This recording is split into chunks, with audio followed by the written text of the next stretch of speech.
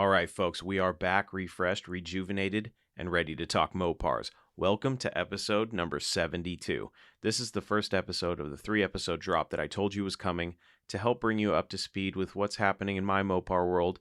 So without further ado, if you are a Mopar enthusiast, then you are in the right place. Don't go anywhere. You're tuned into the best Mopar enthusiast-driven podcast on planet Earth, and I'm your host, Chris Albrecht, better known as the Mopar Hunter, and this is Talking Mopars.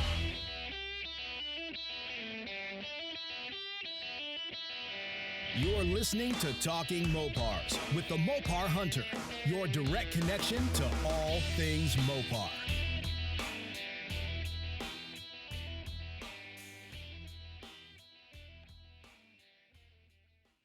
Okay, where did we leave off when I was talking about buying a used Scat Pack?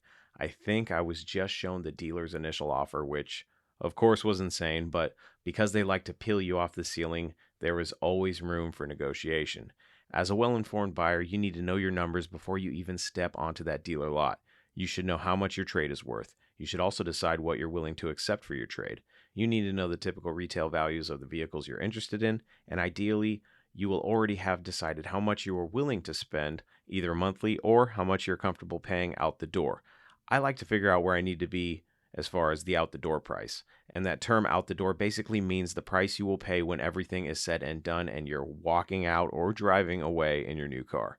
If you know your out the door price, then it just becomes a matter of fine tuning the numbers, and that can be difficult. I know where I needed to be as far as money goes, and when they handed me their initial offer, we were miles apart. And, you factor in my trade value, and then everything, of course, changed. So the first thing I said was you guys need to take the service contract and maintenance plan off of these numbers here. That was $6,000 worth of stuff that I wasn't even interested in and didn't need.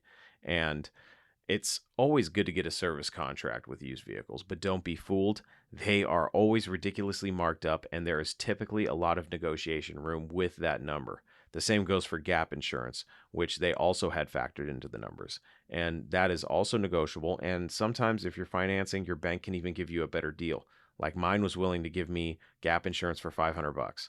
So you can ask the dealer, to match or beat that price. I do believe that gap is important to save you if you end up in a situation where you end up getting in an accident, but you owe more than your vehicle's worth. That's where gap comes in to save the day. So I always say, if you don't want a service contract, you should at least get gap insurance.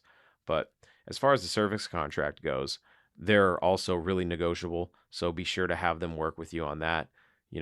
They might say, okay, we'll give you a $6,000 or a $5,000 service contract. And then you look into the contract itself, and it really doesn't cover as much as you would hope a $5,000 or $6,000 service contract would cover. So maybe look at the service contract, see what they're offering, and if it's not worth $6,000 to you, don't pay $6,000 or whatever the price may be. I like to negotiate it, because they mark them up so much. You could probably get a $5,000 service contract for around $1,000. And that's I'm just throwing that out there. That may not be the exact number, but you can definitely negotiate that, at least in all the situations I've been in.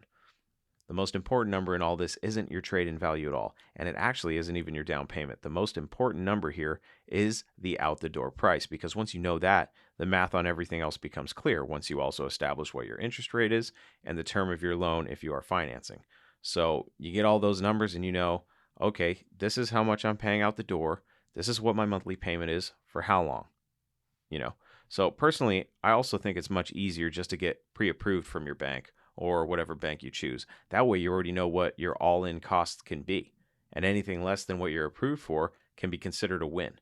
I didn't even get that far with this first dealer because I wasn't planning on sitting at the table or actually buying this car, but I was curious to see some numbers, so that's what I did. I went in, sat down after the test drive, and we started talking numbers. And what I saw was no surprise. But since a deal clearly wasn't going to be made, I just took the time to see how they would justify the offer they gave me for my trade. So I'm going to go ahead and be honest here and say that my truck is valued anywhere from low book at like $11,000 to high book at 13 and change. They offered me $9,000. They tried to justify it by saying that my truck had a collision listed on the Carfax, and that's true. I was rear-ended a year and a half before and had the bumper and tow hitch replaced along with some paint work on one side of the bed. So they explained that as an issue, as well as the lack of options that my truck was equipped with. That's how they justified the $9,000 offer, which I thought was ridiculous. Now, if they had come to me with like 11,000 or something like that, or 11.5, I would have understood that, and I would have just been able to. There would have been a smaller gap to close as far as what I wanted for the truck. So that's all fine and dandy, but because of the internet, I knew what their car was actually worth, and theirs had two prior accidents, which they tried to justify as not being anything major. My issue was that their sale price was the same as the high retail price. So I said, look, guys, if my trade is devalued that big of a percentage, I believe to be fair, you should lower your sale price in the same way that you devalued my trade. And then they tried to backpedal, of course, and immediately offered me more for my trade. So, I basically laughed in their face and thanked them for their time and did the classic, get up and walk away routine. They knew we were miles apart and offered to get me even closer to what I wanted for my trade, which they did ask me about. I wanted around $12,000, so I just stuck with 12,500, hoping they get me to 12. At the end of the day, I walked away because I didn't want another vehicle with an accident history. Had it not had a multiple accident history and we worked out the trade situation, it may have been a different deal. I may have bought the car. The one thing I did like was that they were pretty straightforward with the numbers and they didn't use a Foursquare, but it got me thinking, I wonder how many dealers still operate in such a shady way.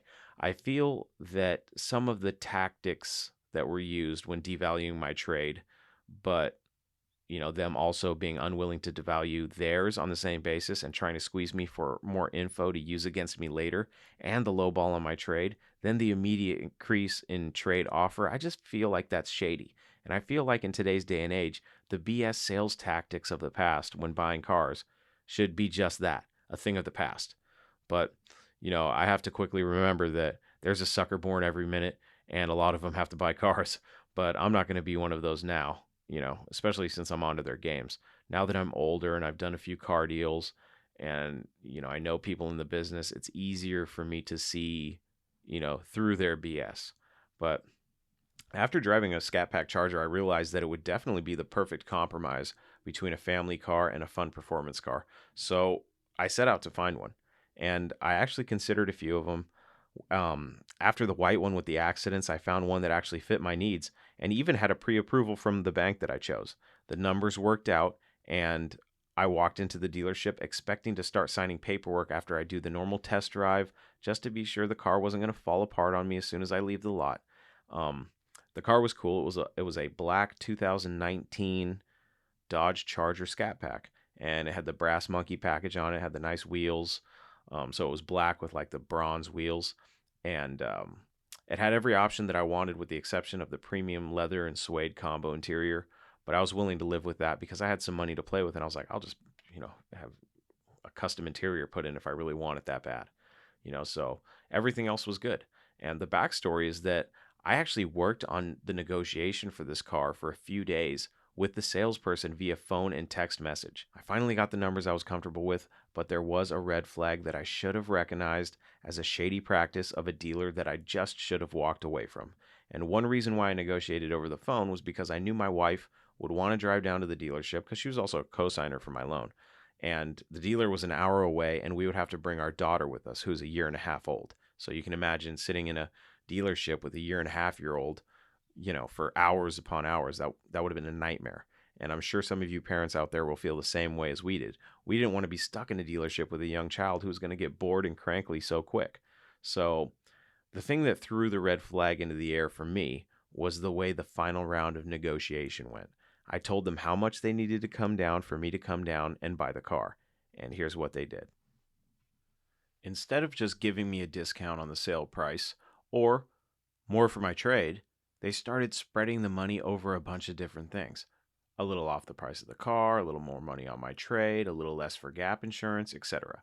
But I also noticed that they were claiming a discount of around $1,300 because of the tax savings of trading in my car, since the state was giving me a trade allowance and they were going to only tax the price of the car after the trade was factored in.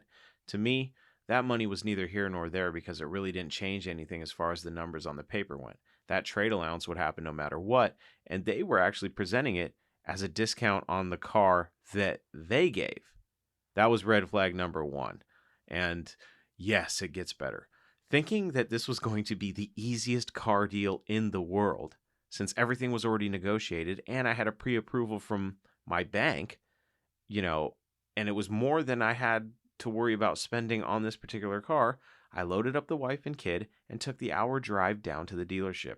But upon arrival, we were immediately sat down and we were asked for some information. The questions were pretty standard, but then questions started to come up about our income and other questions that are generally only asked when you apply for a loan.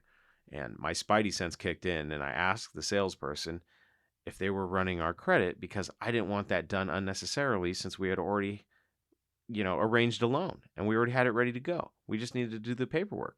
And, obviously I needed to drive the car.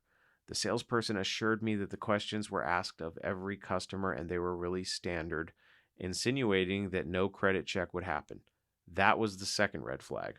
And at this point, I had already looked over the car, and other than a crappy detail job and a couple relatively minor imperfections in the paint, a couple chips, couple scratches, I was generally happy with the car. The only spot I was really disappointed about was a good sized rock chip in the hood that had been touched up, and it was touched up a little carelessly. And I know I've done better jobs on crappier vehicles when I was detailing cars, but none of these were issues that would make me not buy the car. So now that the info had been taken from both myself and my wife, we sat and I patiently waited for both the paperwork and the keys to take this car for a test drive since I was buying it. I figured that my wife could start the paperwork while I went and took a quick spin just to make sure that everything worked as it should and the car wasn't going to blow up. Instead, we waited and waited and waited. We even asked multiple times what was taking so long, and they just kept stalling, and it was really weird. They were also stalling on me driving the car, which was really starting to piss me off. After all, I was ready to buy it. I was going to buy the car. And that night, it would have been mine anyway, so let's just get this show on the road. Let me drive it. That way I can set my mind at ease.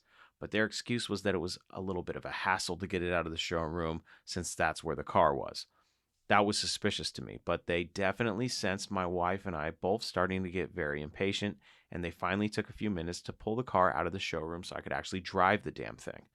I took it for a quick spin, and the salesperson was really annoying. They kept saying, jokingly, try not to kill him, yada, yada. The car is powerful, so we don't let everybody just test drive him, yada, yada. I almost told him to shut up, but I assured them that it wasn't my first rodeo and I'd driven these cars before and just to relax. The drive was quick and everything seemed okay, but I told them that my wife and I were obviously starting to get irritated and we didn't understand what was taking so long. And we have a young child and her bedtime was coming up fast and we needed to get on the damn road. Plus, my wife hadn't eaten any dinner. It was well past dinner time at this point. So, I'm starting to get hangry. You know what I mean? And I know my wife was hangry too.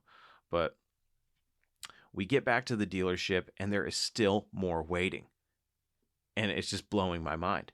As we're sitting there getting irritated, even more irritated as the seconds pass, because we were already irritated, don't get me wrong, but we were getting more irritated and still not quite understanding why it was taking so long. Then all of a sudden, my wife gets a bunch of email notifications at the same time, in addition to a phone call from a credit union as we are sitting there. The pieces of crap were actually running our credit after I told them that it was unnecessary because we had already locked in a loan from our bank. So I angrily marched over to the sales manager's desk and said, "Hey, did you run my credit after I specifically told you that I already had my money situation handled?" And of course the dumb shit started stumbling over his words, and I didn't even let him finish before I said, "Give me my effing keys." And my family and I stormed out of the dealership. My wife was actually behind me when we walked out, and she stopped at the sales desk to tell him, "You guys effing blew it." We were ready to buy the car. I just, I was so mad that I just stormed out. My wife, thankfully, she was right behind me. But we get in my truck and we're driving home, and I just cannot believe what had just transpired at that place. I was literally ready to buy that car, but they had to dick around and try to be shady.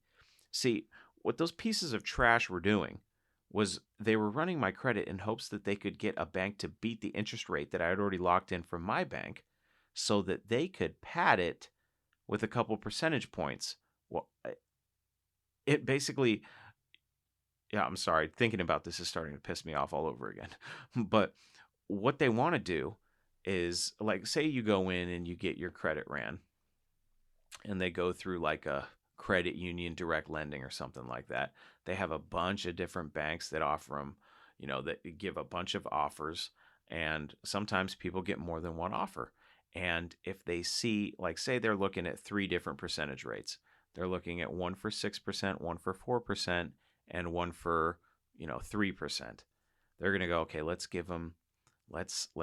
tell them they got approved. We'll use the 3% loan and we'll add 2% on it, bringing the total percentage to 5%, which is still a decent APR, but they're padding it, you know? So they're just lining their pockets.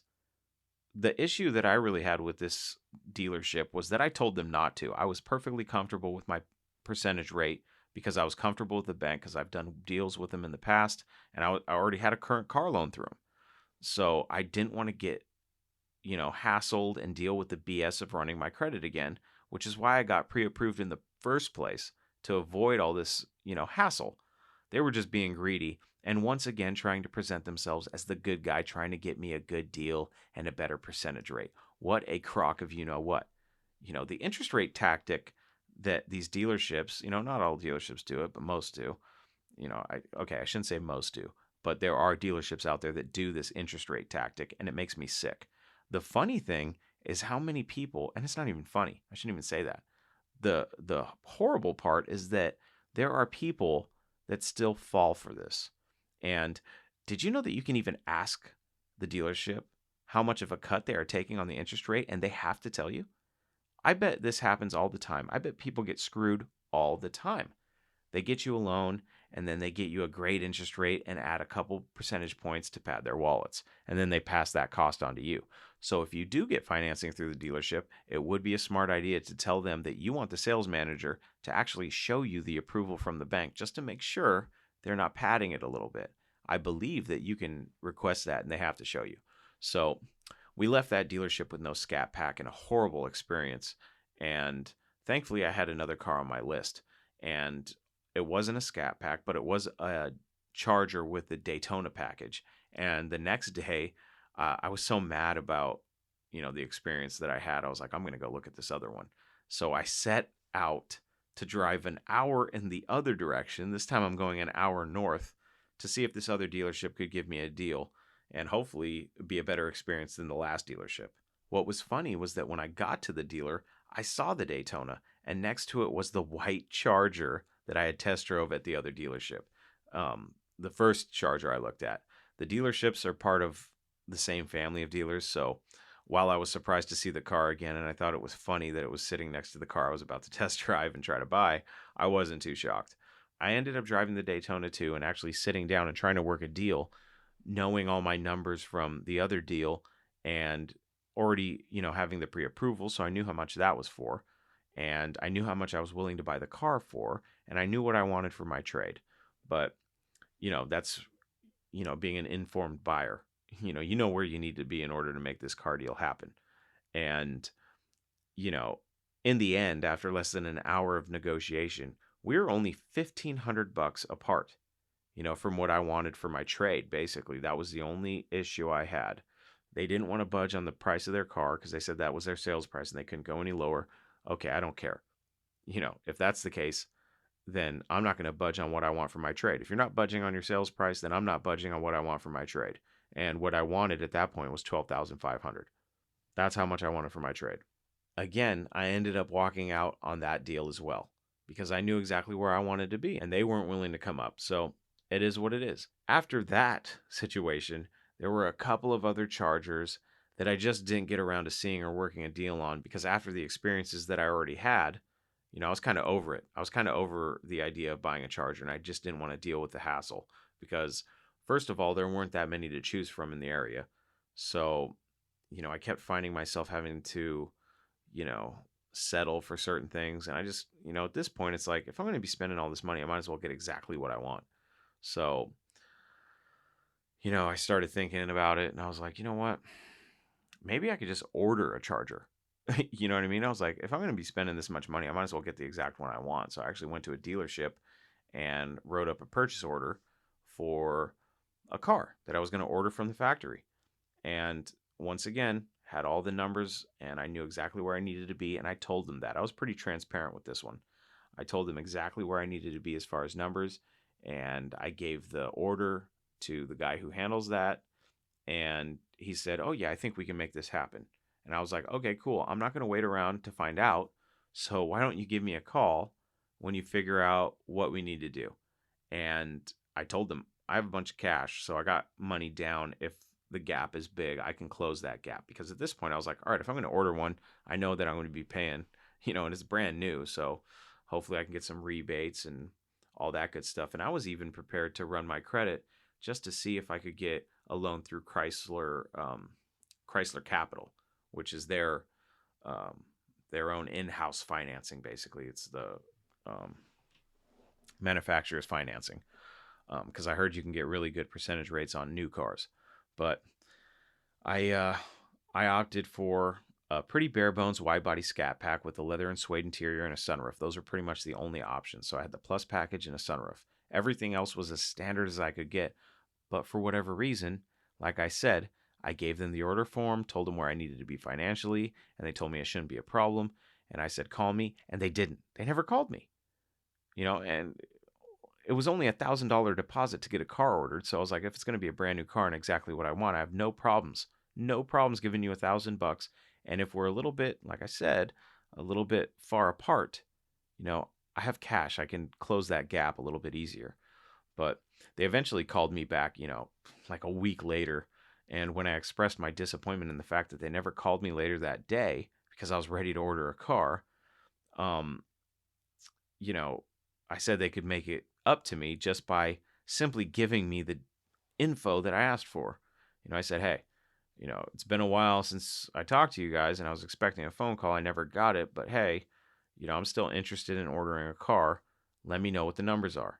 And I thought I made it clear that when I put the order for the car together, whatever the lowest number was, let me know because I have the resources to bring cash to the table for a down payment if that's what was necessary to get the numbers to a point that I was comfortable with. But again, they said they'd get back to me and they never did. So now I had my sights set on a new wide body, but there was only one, within my price range in the area, and it was Go Mango. That was the color, Go Mango.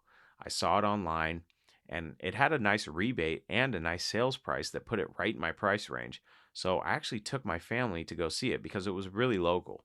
And I wanted to really see if I liked the color on the car, because it's one thing, seeing it in pictures and stuff, but, if you're going to go for a crazy color like Go Mango, and I knew I liked the color, but I had never seen it on a wide body Charger in person, so I wanted to go see it. So we went out to look at the car, and when we got there, I absolutely loved it. I was like, "Oh, this is it. If I can get this one, this is cool. I like this one." Because it was kind of wild and it kind of stood out from the crowd, and I like that. Um, but I looked at the sales price or at the sticker price on the window, and after the MSRP, which is the manufacturer's suggested retail price, there was nearly a $10,000 second sticker or a dealership markup. So that brought the price well above $50,000, which was around $17,000 more than the internet price that was advertised online. So when I questioned the price, the salesperson had to go see if they could even honor the price with the sales manager, which I thought was ridiculous. And of course they wouldn't. Not couldn't, but they wouldn't. And they were trying to tell me, well, it's the only one around in this color, blah blah blah. And I'm like, okay, save the BS for somebody else, you know. But what I really thought was funny was while one of the salespeople was going to see if they could get me the internet price or if that was even a legit price, I asked a couple other people, hey, how long has this car been on the lot?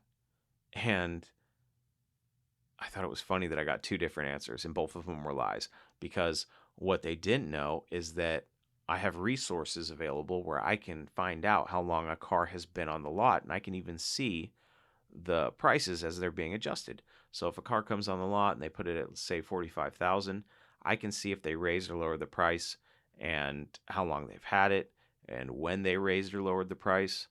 So I already knew this information and I knew the car had been there for, a little bit more than 30 days. It had been there for a little bit over a month. And one salesperson told me, oh, it's been here for like a few days or a week. And then the other one said, oh, it's been here for a couple weeks. So I was like, hey, the car's in the showroom. It's been in the showroom since he got it. You know damn well how long that car's been there. There's no need to lie, you know? So I actually told them, when I told them I was a little disappointed, and why would I buy this one for over $50,000, when I can order one that has better options for less? The one I was going to order from the factory was a couple grand less, and they pretty much had the same options, except for the one I was going to get had the plus package, so it had the nice leather and suede interior. But you know, I told him I was going to order one from a different dealership, and the guy told me, and what I said was, I can get one exactly how I want it, ordered for less, and have it in like 3 months, because that's what the other dealership that I was going to order the car from had told me. But um, one of these sales people was a pompous prick, and he told me that the other dealer was full of what, and that there was no way they were going to get me the car in 3 months. Okay, whatever, I don't care. But just his attitude alone, it was a crap attitude, and they would have lost my business based on their crap attitude alone. So I ended up moving on from that one too. And there was one more Scat Pack locally that I liked. It was like a brand new car, but it was at a Chevy dealer. It had check this out. It had 500 miles. So whoever bought this car, and it was in a rich or a more wealthy city. The millionaires per capita is probably huge in this area. It's basically the tech area of Washington. And I ended up thinking to myself, well, I mean, this one's priced really well. It's priced just under what a brand new one would cost. It's still pretty much brand new. And it was F8 green, which I thought was really cool. And it had all the options. I mean, this thing was loaded, with the exception of it didn't have the dynamics package or whatever. So it didn't have the bigger wheels. But other than that, it was everything I wanted. So I was almost ready to go look at it, but something kind of pulled me back. I was headed out to look at it twice, and both times I ultimately decided I came up with some sort of stupid excuses of why I wasn't going to go do it. And, so I didn't get that one either. And it was sold like a week after I had decided that buying a Scat Pack wasn't going to be the best decision at this point anyway, and that I would just wait, which is what I've come to the conclusion of right now. So I want a Scat Pack Charger, but apparently right now is not the time, and there's just not enough of a selection locally that, other than ordering one from a dealer, which apparently isn't going to happen in 3 months, I guess, because of this chip shortage or whatever. So there was too many uncertainties, and I just wasn't feeling it anymore. I lost my motivation on a Scat Pack Charger because I thought maybe, I could use the money that I would be making as far as a monthly payment. I could use that money elsewhere, with another Mopar project. Actually, that's what I was thinking. And I came to the conclusion that, instead of buying the Scat Pack, I'd get another Mopar project, but the next one would be running and driving. And, why would I be looking for a running and driving Mopar when I already had two Mopar projects in the garage that were basically stalled? Well, that's where the story gets interesting, but that's going to be on the second episode of this 3-episode drop. So listen to the next episode to find out. Spoiler alert, sometime while in the midst of looking for a Scat Pack Charger and test driving the cars, I actually made the decision to sell both my Dart and my D100 so that I could start from scratch with a new Mopar project. And little did I know where that path would eventually lead me, but I'll get into more of the who, why, and what's on the next episode of this 3-episode drop.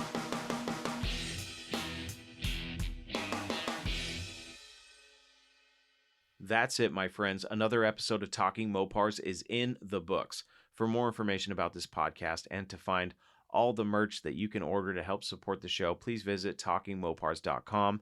And to hear your story on the show, either call it in to hear yourself tell it by leaving me a message on my voicemail box at 209-28-MOPAR, or if you're shy, you can email the stories to me so that I can tell them on the show. and you can email those stories to chris@talkingmopars.com. Before we shut this episode down, I need to tell you about some changes to my social media. Now, all my social media is at Talking Mopars Podcast. If you already follow and like the Mopar Hunter social media accounts, then no worries. I simply just changed the @ to consolidate my accounts and make my life a little bit easier.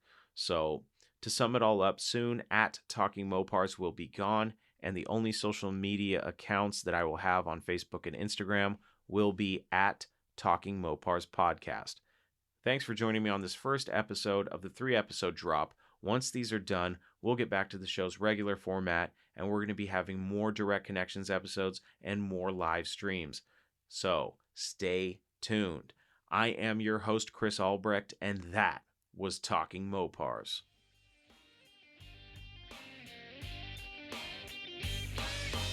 Thank you for listening to Talking Mopars, your direct connection to all things Mopar. Until next time, remember, no Mopar left behind.